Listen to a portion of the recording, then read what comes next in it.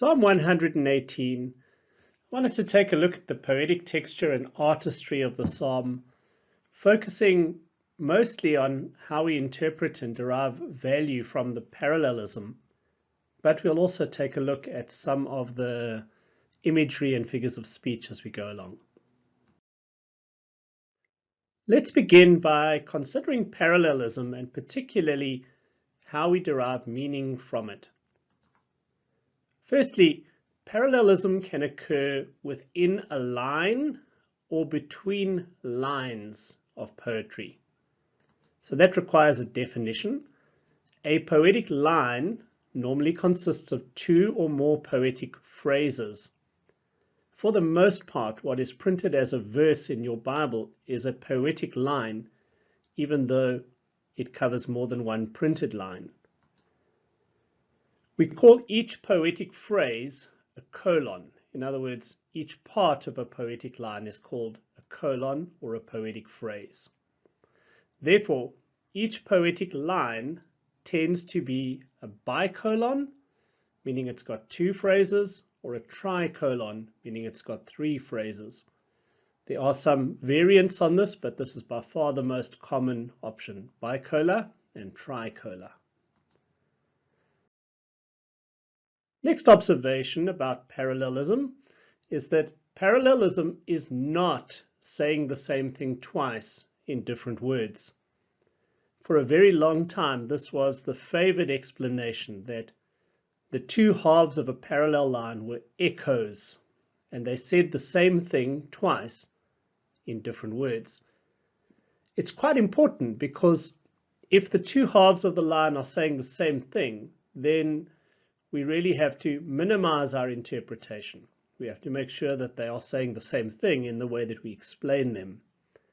But if they're not saying the same thing twice in different words, then the second line must be doing more than just repeating. Parallelism is saying something similar in the second colon, but with difference. The idea of A, what's more, B. In other words, the second phrase, the second poetic phrase, is adding meaning, adding nuance. There's some difference between the two. Therefore, to interpret it, we need to read it slowly, and we need to be thinking in terms of what is the difference that's introduced in the second phrase. How does it build on, elaborate, clarify, etc. what's said in the first poetic phrase of a line of poetry. And this is precisely what I want to try and illustrate as we do a whirlwind walk through Psalm 118. Verses 1 and 29 are identical in our psalm. In other words, the first and last verses of our psalm are identical. This technique of opening and closing a piece of literature with something that repeats itself is known as Inclusio, or sometimes, if you want to make this more normal English, you could call it inclusion. The idea is that there's a bookend. So you have this same thing that forms a cover or a frame around the piece of literature. And so we open and close with the identical words. Quite a few psalms do this, by the way. What's particularly interesting in this psalm is how we understand the parallelism, or at least in this line of poetry. Remember, this would be a line, a poetic line, and it's made up of an A phrase and a B phrase, or an A colon and a B colon, so we would say it is a bi, meaning two, a bicolon. A bicolon with two cola, or two poetic phrases. So we've got, "Oh, give thanks to the Lord, for he is good, for his steadfast love endures forever." And some people would think we are looking at synthetic parallelism because the A and B phrases don't really echo each other very clearly. So they would say, the second line is simply different, therefore it is synthetic parallelism. But I think that misunderstands what's actually going on here. What frequently happens in parallelism is that a part of the first phrase, the first colon, is assumed to apply to the second one, but not repeated. And in this case, I think this opening clause, "Oh, give thanks to the Lord," is assumed over here with the second phrase, but it's not repeated. So the actual logic here is, "Oh, give thanks to the Lord, for he is good. Oh, give thanks to the Lord, for his steadfast love endures forever." And when you read it that way, you can see that we've got this A part, and then we've got the two for clauses that are actually parallel to one another. And once you recognize that, you recognize that it is synonymous parallelism. Synonymous parallelism. Now we need to look for the relationship between the two be clauses. And the idea is that we're not saying the same thing in different words. The second line adds something different, something bigger. So what is the relationship? Well, Yahweh is good, and specifically that good means that his chesed, his steadfast covenant love, never leaves Israel. So it's a specific, this second line here develops the idea of what good means by pointing out that good is the dependability, the steadfastness of his covenant love in his commitment to Israel that is unflinching. Verses 2 to 4. Let Israel say, his steadfast love endures forever. Let the house of Aaron say, his steadfast love endures forever. Let those who fear the Lord say, his steadfast love endures forever. What you can immediately see is that we have three poetic lines, and each line has two poetic phrases. So we've got three lines, 1, 2, and 3, and each line is a bicolon, meaning it's got two poetic phrases. What is the relationship between the A and B phrases in each line? Well, they are synthetic. So we have synthetic parallelism because the second phrase doesn't echo the words or grammar or thoughts of the first one. It simply completes the thought. Let Israel say is incomplete, and the second phrase completes it. It tells you what they're going to say. His steadfast love endures forever. Where this gets particularly interesting is that we also have parallelism between the lines. So 1, 2, and 3 are parallel. And what we essentially have here is A, let Israel say, and then we've got a B phrase, his steadfast love endures forever. And you can see that that simply repeats all the way through. And then we've got another one, let the house of Israel say, I'll call that C, and then let those who fear the Lord say, I'll call that D. So we've got this A, B, C, B, D, B kind of rhythm. And in each case, the only thing that changes is who is going to say it. So we start with Israel, then we move to the house of Aaron. So Israel is the largest group, right? It's the entire 12 tribes. The house of Aaron is essentially the priestly group. And then lastly, we have let those who fear the Lord say, his steadfast love endures forever. So between lines, we have synonymous. Always got to think how to spell this word. Parallelism, because the lines, the entire bicolor, mirror each other closely, and you're only changing one element in the first phrase of each line. Now, what is happening here in terms of difference? So what's the difference between the lines? In other words, if we look at the changes, what is the author trying to communicate to us? We start with the biggest group, Israel, then we move to the priests, which is a smaller group. It's a subset of Israel. And presumably he sees those who fear the Lord as the smallest group. So the number of people in each phrase is getting smaller. Interesting that he sees those who fear the Lord as the smallest remnant, right? But the level of godliness is assumed. It's assumed that the priests are generally more spiritual than all Israel, and that those who fear the Lord are generally more spiritual. So the number of people is going smaller and smaller, but the godliness or spirituality is getting bigger and bigger as we go through. And so in the parallelism, each line is building, is developing. It's not just saying the same thing again in other words. The three lines are not a simple repetition of each other. Rather, they're building this thing that it is ultimately those who love and fear God who should be resounding with his praises, that his steadfast love endures forever. Although ideally it's the duty of all Israel, in reality it's those who truly fear him that are most likely to glorify his name. Verses 5 to 7. We've got three lines of poetry here. We've got 5A to B, which you can see as a bicolon. It's got two poetic phrases. Similarly, 6 and 7 are also bicolor. So all of them are bicolor, and we've got three lines of poetry.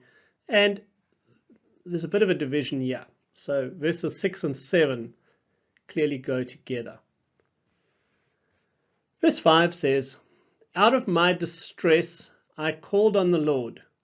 The Lord answered me and set me free." Now some translations will prefer to describe this as something to do with a spacious place. He set me in a spacious place. And so we've got some imagery going on here. We've got the sense of distress, that he was being crushed or pressured or confined. And in that space, he calls out to the Lord, and the Lord sets him in a wide open plain that is spacious and free. So this contrast between being pressed in, maybe almost crushed, and then set in a safe, spacious area. I'm knocking things off my desk. Hope you didn't hear that. The safe, spacious place creates this contrast that you're meant to picture. What about the parallelism? Well, we have parallelism in this verse. So we've got in the first phrase, "out of my distress." So we've got the distress balances the spacious place over here. We've got "I called." So that's our B element.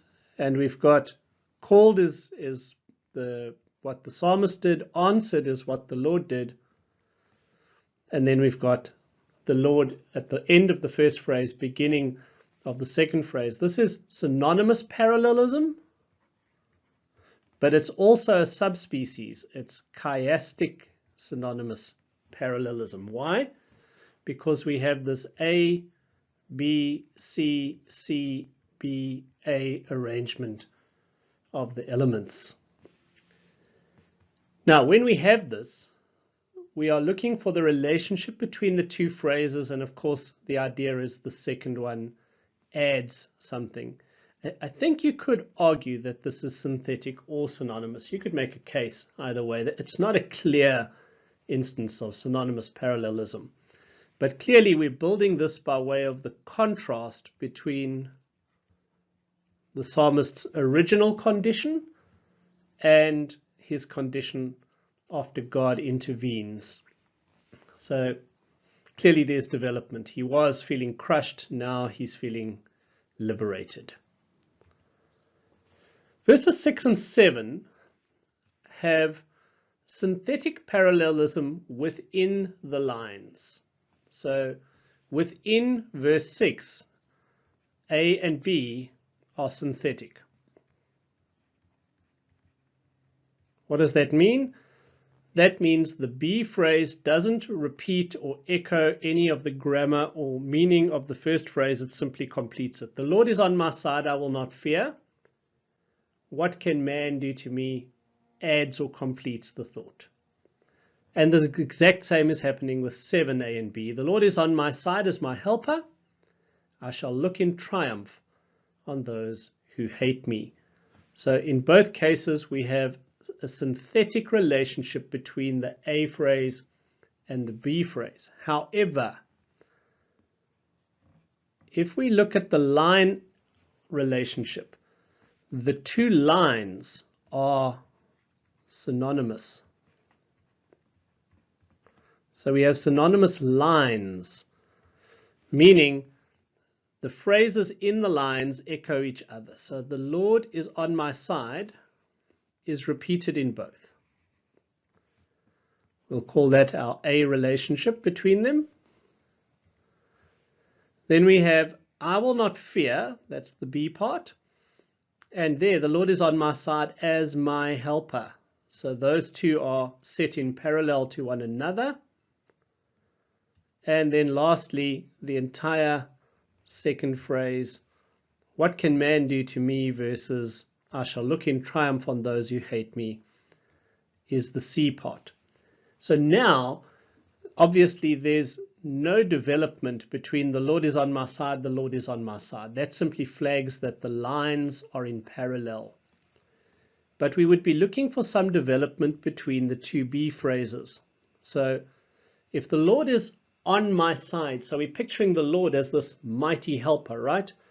Imagine in the 1980s, you going into a fist fight and you've got Mike Tyson next to you. The Lord is on my side. I'm not afraid because the guy on my side is going to deal with you guys. So the Lord's on my side, I won't fear. The Lord is on my side as my helper. Portrays God as the one who dispels fear because he's helping me by my side. He's mighty and he's my helper. So there's a added thought here. We don't fear because the Lord is with us to help us. And similarly, we look for a development relationship between the two C clauses. So there must be development from here to here. So he says, what can man do to me? I will look on triumph. So what's the development? Man can do nothing to me. Therefore, so this is a therefore relationship. Therefore, I know that I'm going to look on triumph on those who hate me. You see the development? The synonymous parallelism. The second one is not just a repeat of the first one. It's a development of the first one. It's adding thought and depth and nuance to the first one. And we need to perceive that development by reading it slowly and recognizing how it's adding to the thought. And when we do that, we get the full force of the parallel lines. Verses 8 and 9. It is better to take refuge in the Lord than to trust in man. It is better to take refuge in the Lord than to trust in princes. This should be becoming obvious by now, but we've got two poetic lines, 1 and 2. Each set of poetic lines is a bicolon. So we've got two bicolor because each line has two poetic phrases. The relationship within the lines is once again synthetic parallelism. What does this mean? It means that the second phrase doesn't repeat any of the grammar or thought of the first one. It simply completes it. It doesn't repeat it, it completes it. Notice how clear that is in this case. It is better, so better goes with than, and better goes with than. So better to take refuge in the Lord than to trust in man. Better to take refuge than to trust in princes. In both cases, the second phrase is completing the thought, which is what makes it synthetic parallelism.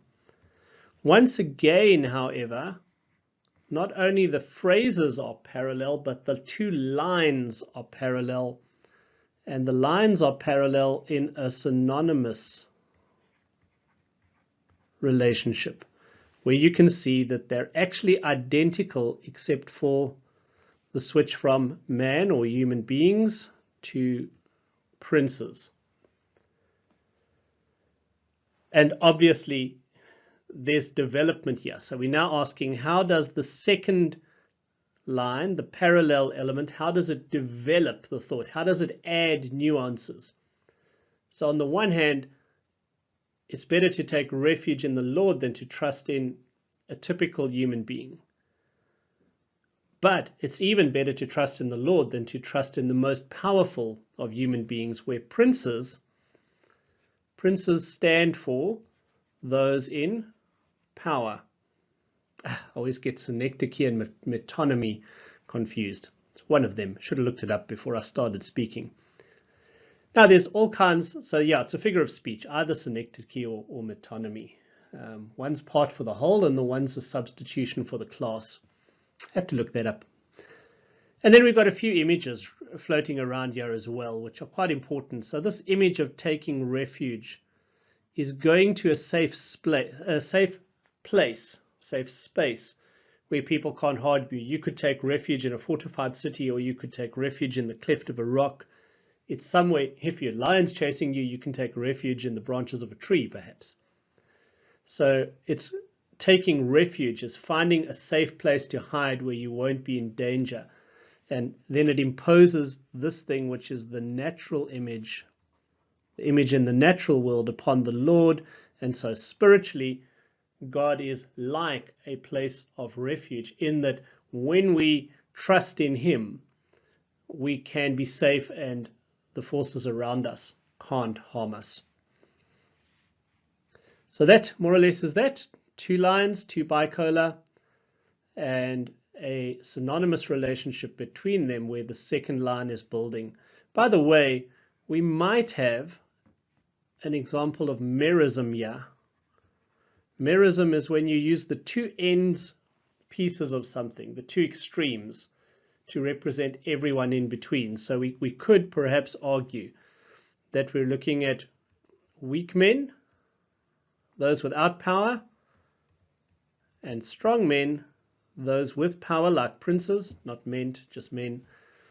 And so he's saying, regardless of which human being, whether it's the weakest or the strongest, the typical or the most brilliant, man is a futile place to put our trust in. So yeah, nice image, isn't it? Verses 10 to 12 clearly go together. We've got this time three poetic lines. This one's a bicolon. Then verses 11, A and B, this one's another bicolon because it's got two phrases. And then verse 12 is a tricolon, tri meaning three, because we've got three phrases.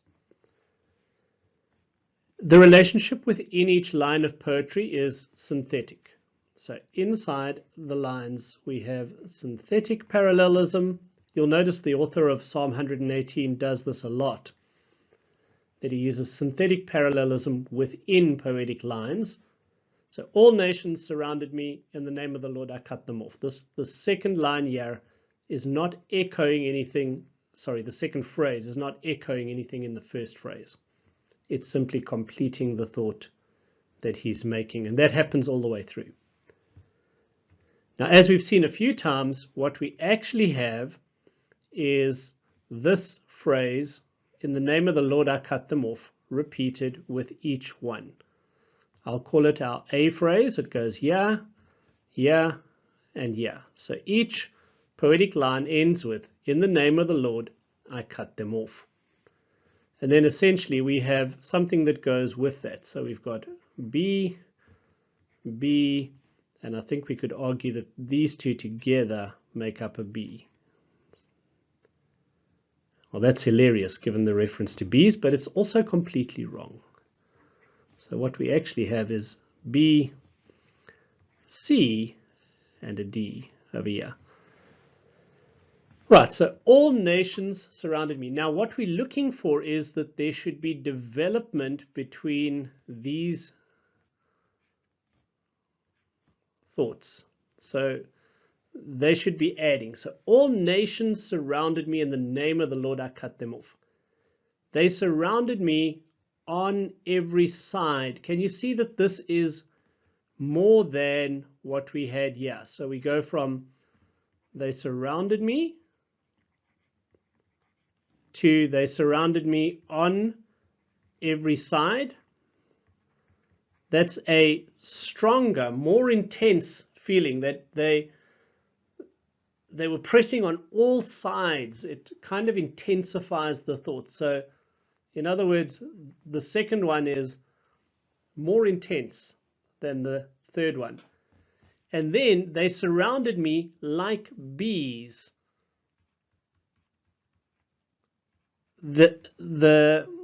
Like bees. So this, of course, is a simile. Like bees is a simile. And what you've got to do with the figure of speech is to picture it. What would you feel like with bees swarming around you on every side? You can hardly see through them.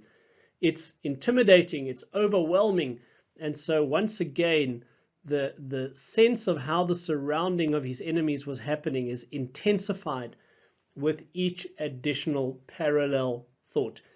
So the three lines don't just say the same thing in different words. He's building the intensity, the feeling of being overwhelmed, of being pressed on all sides, etc. And this image here is quite significant for getting to grips with that. The last thing I want to talk about here is, here in 12a and b, these two phrases are in a synonymous relationship, I think. I think there are other ways to take it, but it's possible they're synonymous. Okay. So they surrounded me like bees. They went out like a fire among thorns. So this again is a simile. Anytime you've got the words like or as, you're looking at a simile. And so a key question becomes, what is this image? They went out like a fire among thorns. Now, depending on which translation you read, you might get different takes on that. One thought would be to say that it's telling us how easily he put them out. He cut them off as easy as putting out fire amongst dry thorn bushes. So amongst thorns, you've got to picture this arid, dry, semi-desert thorn bushes, right? They haven't got a lot of meat, haven't got a lot of wood, haven't got etc. And it was so easy to put them out. He cut them off as easy as putting out a fire among thorns. That would be the picture.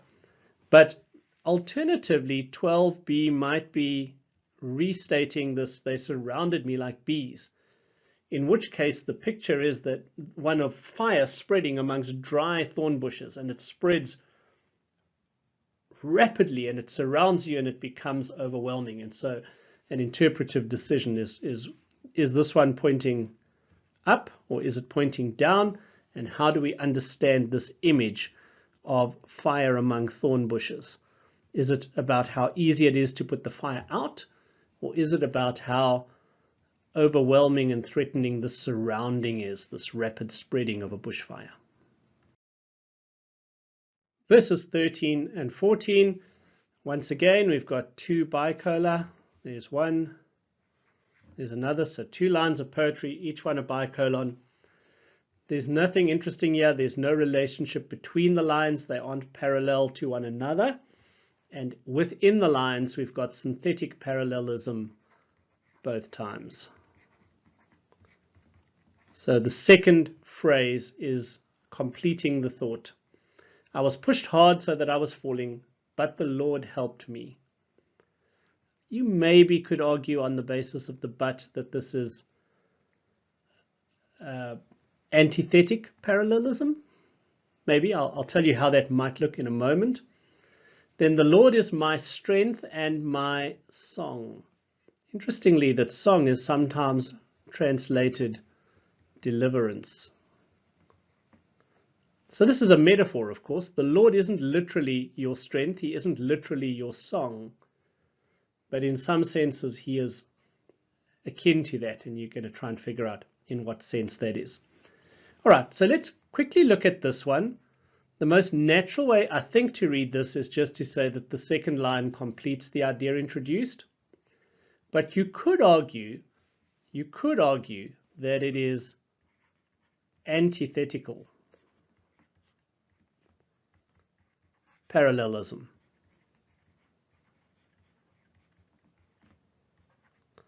How's that? Well, you could argue that this first clause, I was pushed hard on each side, is assumed with the second phrase. So I was pushed hard on each side so that I was falling. And then we assume I was pushed hard on every side, but instead of me falling, the Lord helped me. In which case, the contrast is between falling on your own and being helped by Yahweh. Quite possibly, this is the better way to understand the relationship between the two phrases. And then again, of course, we can ask, what's developing here? Well, but Yahweh, but God is always a good phrase to look out for in Scripture, that when we pressed hard, we may go to the point of almost falling, but the Lord intervenes right at that moment and is our helper. So two slightly different ways of understanding that parallelism. I'm going to try to get this moving a little bit faster. Yeah, we've got, I think, 15a and b that belong together as a bicolon. And then I would say 15c to 16b is a tricolon. But it's also completing the thought of this, because this is introducing direct speech, and this is the direct speech that's introduced. So there is a connection between them, but the parallelism in 15a and b is synthetic.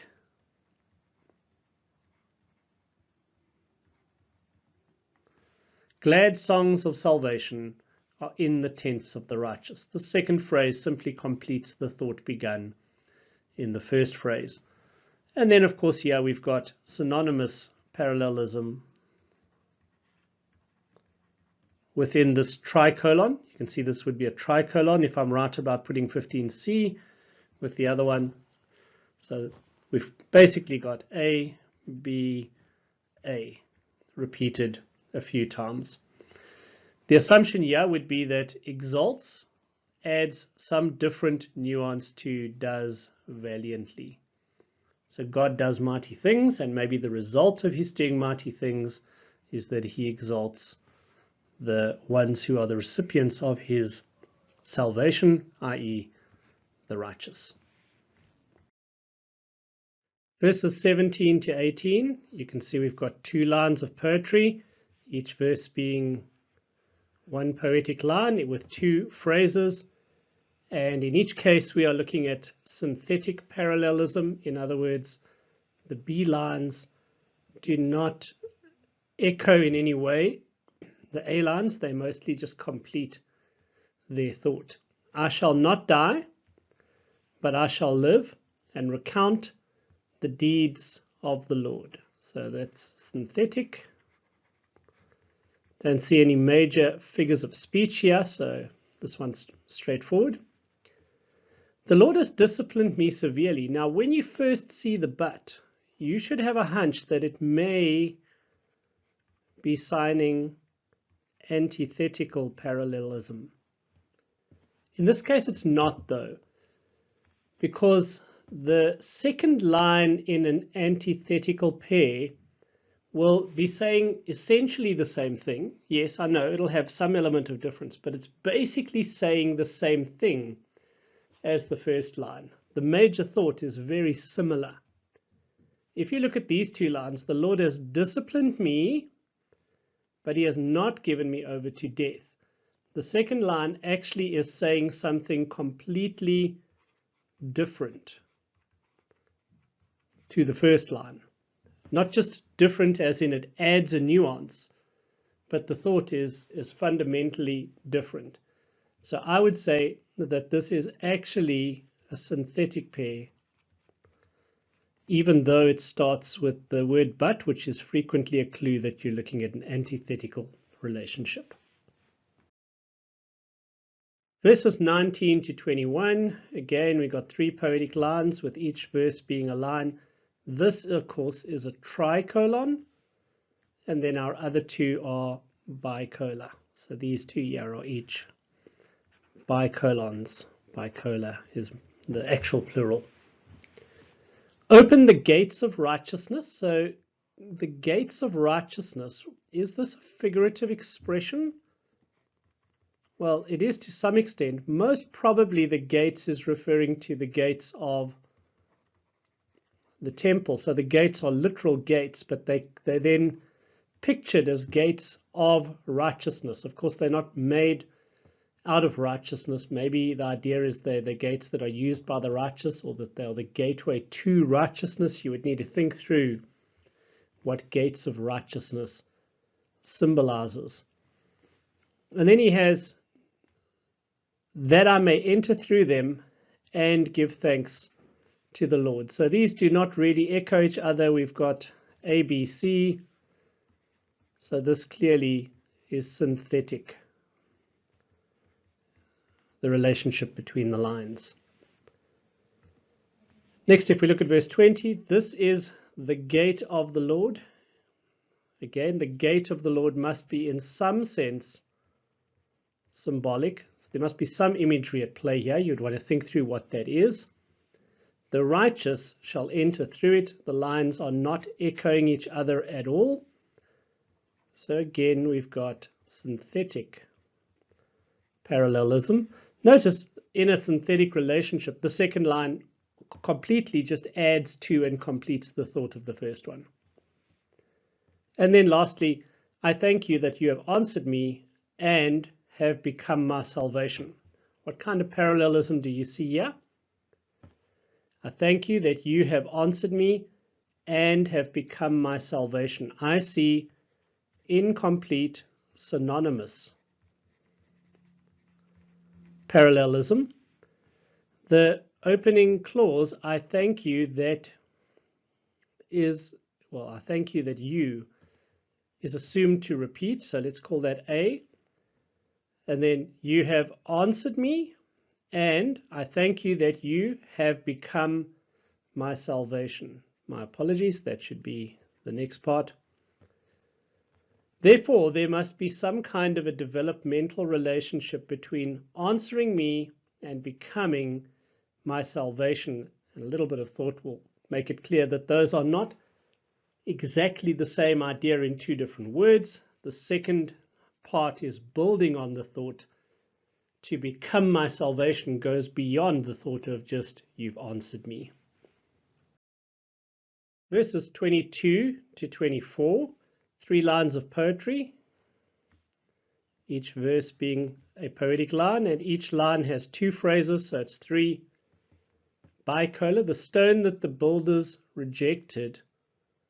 This is obviously metaphorical language. Metaphor has become the cornerstone. What kind of parallelism? Well, clearly synthetic.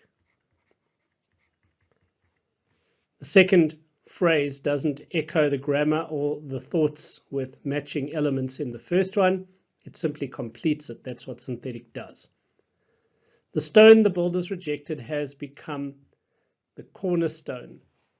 So there's this metaphor that's drawn from the world of building, where the human builders rejected a stone as being unsuitable for use, and the imposition into the spirit world or into the work of God is that God has chosen to make that rejected stone the cornerstone, the building block of something. Verse 23, this is the Lord's doing, it is marvelous in our eyes. Again, synthetic, no obvious repetition. Verse 24, this is the day that the Lord has made, let us rejoice and be glad in it. Once again, synthetic parallelism. This would be, if you were actually explicating this verse, I would say that this imagery, yeah, the stone imagery, would be extremely important. Okay, let's move on. We're nearing the end. Verse 25 is particularly rich from a parallelism point of view. It's obviously a bicolon with two poetic phrases. And I want you to notice that there are three elements in each. So there's save us, which corresponds to grant us success. We'll call that the A part. Then we have we pray, which is present in both. We'll call that the B part. And lastly, we have O Lord and O Lord addressed each time. We'll call that the C part. So what do you call this when the order goes A, B, C, C, B, A? I know that you know. What do you call that? You call that chiastic or chiasmus. So this is chiastic parallelism. And it's a specific version or species of, it can be antithetical, but it's usually a subspecies of there's me having to think about spelling again, synonymous parallelism. So in this pair, the development is going to happen from save us becomes grant us success. And so if we're exploring how the poetic texture of this verse is working, we're expecting that he's saying a very similar thing in the A and B lines, but that somehow the notion that of grant us success builds on and adds to the idea of save us. So there's an added thought, and we would be wanting to explore what that added thought is and how that influences the richness of what the author is saying. The end is nigh, verses 26 and 27. Let's simplify again. We've got a few lines of poetry. Blessed is he who comes in the name of the Lord. We bless you from the house of the Lord. I would say that's synthetic, and maybe there's an image. What is the house of the Lord? You might want to think about that. You might also picture what does blessed look like? What is the image or the mental picture of what blessed might look like? The name may well be a figure as well. Metonymy, synecdoche, look in that region. I struggle to remember which is which with those two. I know what you're going to tell me. You're going to tell me, come on, Kev, it's easy, but for some reason they muddle up in my brain. 27, the Lord is God, and he has made his light shine upon us. Again, no simple synthetic parallelism, but this would be an image to explore. What does it mean to make your light shine upon somebody? And if physically shining your light on somebody means something in the natural world, what is it? How does that work when it's transferred to the Lord shining his light on us? So this light imagery of shining the light on, what's the psalmist saying through that image? And then the last two, 27D, C and D is also synthetic. Bind the festal sacrifice with cords up to the horns of the altar. Synthetic, it's completing the thought in the first phrase. The second phrase completes the thought in the first phrase. It doesn't repeat it. And finally, verse 28, because we've already looked at the last verse, verse 29, you are my God, and I will give thanks to you. You are my God, I will extol you. So this is A, B again. What do we call that? We call it synonymous parallelism. And what we expect to find is that extol is going beyond give thanks. So they're similar. They're together developing one idea, seemingly of praise. So this idea that thank becomes extol in the second line, and we're looking for some kind of added nuance as it does that, and we would find some richness in understanding how the second thought differs, even if only slightly, from the first one. That's the end of this little lecture. Thank you, friends. If you've made it all this way, I commend your staying power.